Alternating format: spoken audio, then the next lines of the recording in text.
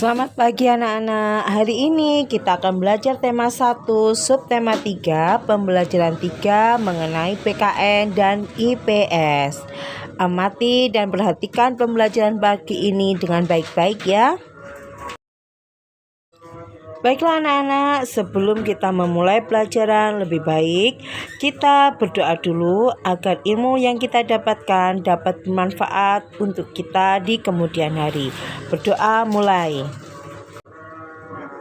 Baiklah anak-anak, tujuan pembelajaran kita pada hari ini yaitu siswa mampu mengidentifikasi pengaruh kondisi geografis bangsa Indonesia sebagai negara maritim dan kepulauan terhadap kondisi sosial dan ekonomi masyarakat. Kemudian siswa dapat menyebutkan perilaku yang sesuai dengan Pancasila. Wilayah Indonesia yang berupa kepulauan, antara pulau yang satu dengan yang lainnya disatukan oleh laut. Oleh sebab itu, mengakibatkan bervariasinya potensi yang dimiliki oleh bangsa Indonesia. Keberagaman yang disebabkan adanya perbedaan antara pulau satu dan pulau lainnya ini bukanlah menjadi pemecah, namun justru jadi pemersatu, karena antara yang satu dengan yang lain bisa saling melengkapi.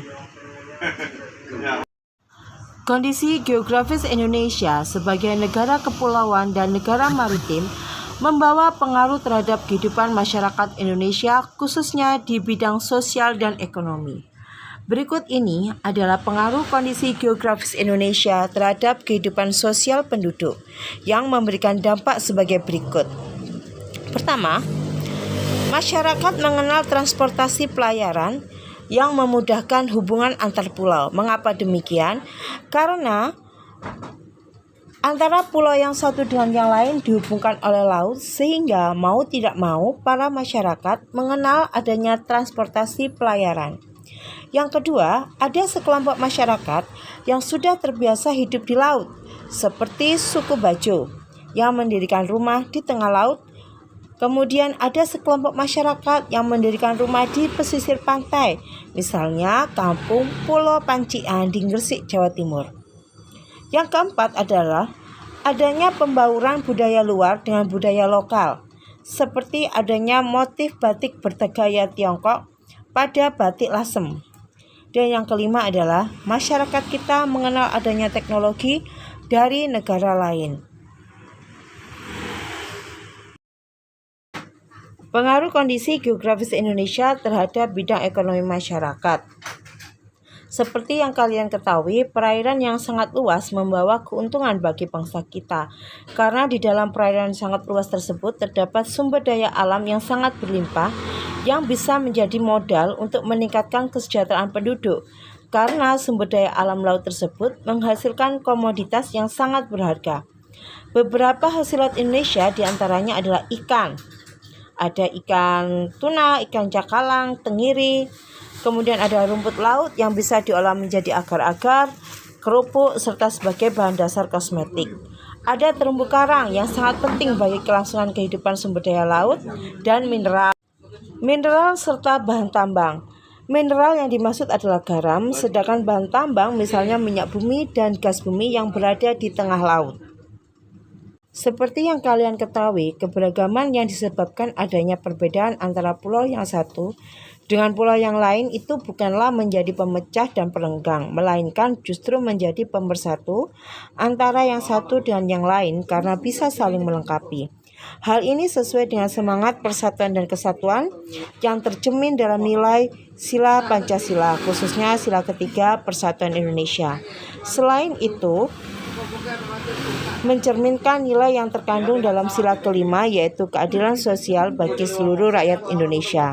Seperti yang kalian ketahui pada pasal 33 ayat 3 UUD 45 yang berbunyi, bumi dan air dan kekayaan alam yang terkandung di dalamnya dikuasai oleh negara dan dipergunakan untuk sebesar-besar kemakmuran rakyat. Hal ini menandakan bahwa warga negara Indonesia berhak mendapatkan keadilan dalam memanfaatkan sumber daya alam dengan tujuan untuk meningkatkan kesejahteraan dan kemakmuran bagi seluruh rakyat Indonesia, sehingga sesuai dengan bunyi sila kelima.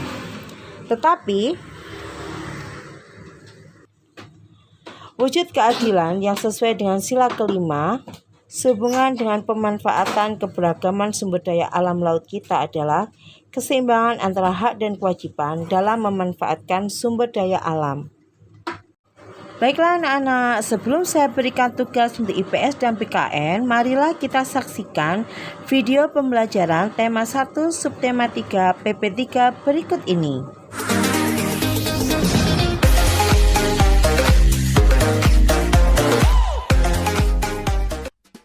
Assalamualaikum warahmatullahi wabarakatuh. Hai anak-anak, bagaimana kabar kalian hari ini? Pak Guru berharap kalian dalam keadaan sehat. Jangan lupa jaga kebersihan dan kesehatan. Pada kesempatan ini bersama Pak Guru, kita akan belajar pembelajaran 3, tema 1, organ gerak hewan dan manusia, subtema 3, lingkungan dan manfaatnya. Sudah siap kalian melihat video ini? Mari kita simak video pembelajaran berikut ini.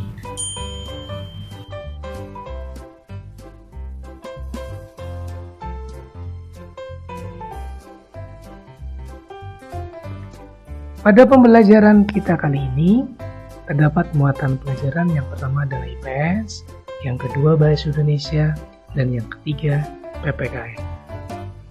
Adapun tujuan pembelajarannya adalah sebagai berikut.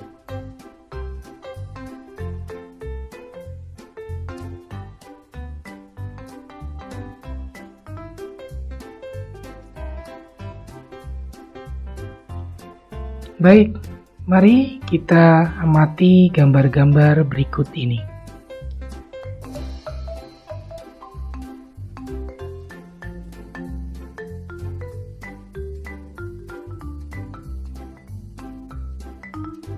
Dari keempat gambar tersebut, kira-kira informasi apa saja yang bisa kalian peroleh?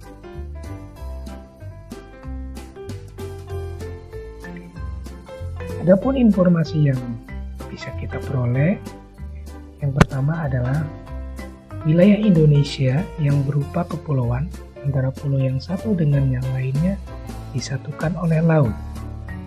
Sehingga kondisi geografis Indonesia yang seperti itu menjadikan Indonesia disebut sebagai negara maritim dan kepulauan. Berdasarkan kondisi geografis tersebut, potensi yang dimiliki oleh bangsa Indonesia menjadi lebih bervariasi. Misalnya di bidang ekonomi, sosial, budaya, dan transportasi.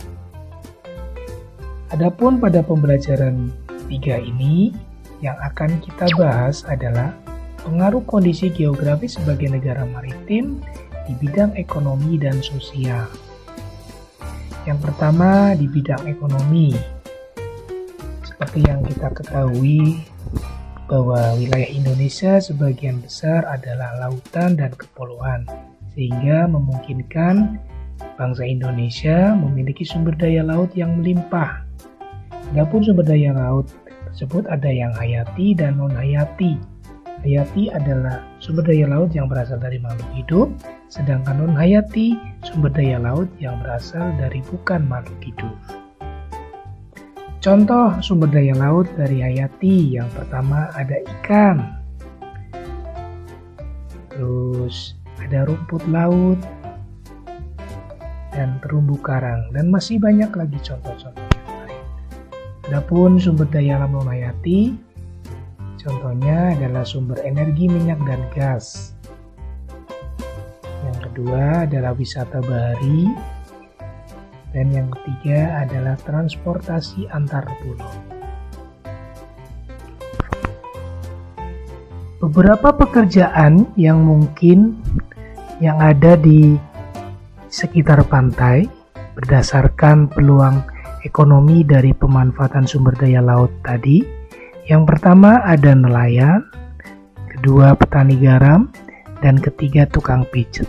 Serta masih banyak lagi pekerjaan-pekerjaan yang lain di sekitar pantai.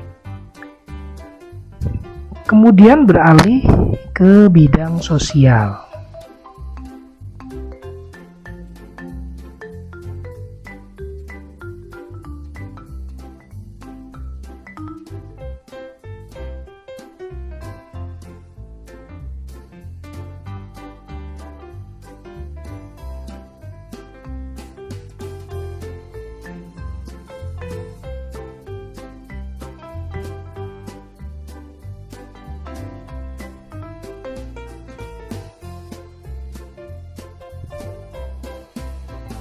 Sekarang,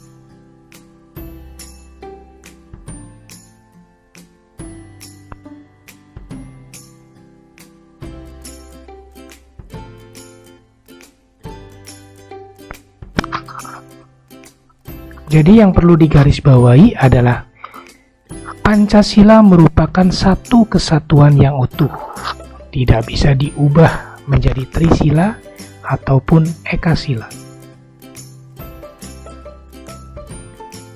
Adapun penerapan sila-silanya bisa dilihat atau kita saksikan dari beberapa gambar berikut ini.